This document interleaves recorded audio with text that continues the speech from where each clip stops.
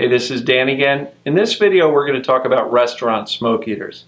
Now restaurants are usually pretty interesting to deal with because you often will have a smoking section and a non-smoking section. Sometimes those are just one big open room and you've got some tables over here where you allow people to smoke. Sometimes you've also got segregated rooms where you've got the smoking room and the bar, and then you've got a separate room with the dining room where it's non-smoking. The biggest challenge you're really going to incur there is whether or not you share a heating and cooling system between those spaces.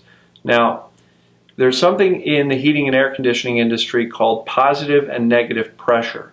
If you have two different heating and cooling systems, one of the first things you can do to really maximize the airflow in the space and make sure that smoke is not drifting from the smoking to the non-smoking section is to create it so that the dining area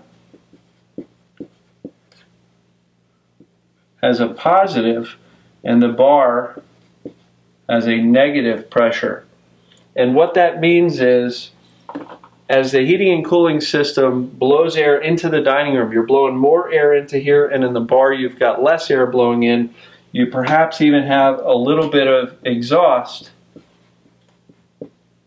which is taking some air out to the outside. That creates a negative pressure in that space where if there's any airflow openings, like let's say there's a doorway here between these two spaces, the overall airflow is going to be from the non-smoking dining room into the bar. If you don't create this type of a difference in the pressure systems, essentially what can happen is if it's neutral, then you're going to have smoke going both ways. And if the bar is positive and the dining room is negative, you're actually going to have the smoke going this way from the bar area into the dining room. So it is really important to create a positive environment in the dining area and a negative in the bar. Typically, if you can do that, you only really need to treat the bar for smoke or the smoking section for smoke because you're really containing the smoke through the management of the airflow. The other thing you can do is with the use of our ultraviolet based systems, you can do filtration in the bar and then you can apply UV light to the entire space so that if there are some odors that happen to get into the dining room area, you can do UV light for the entire system, and then that will absolutely manage the odors throughout the entire space.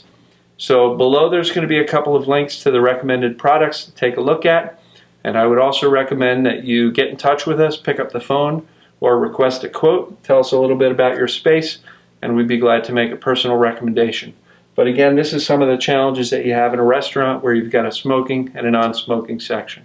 So we'll see you in the next video. Thanks.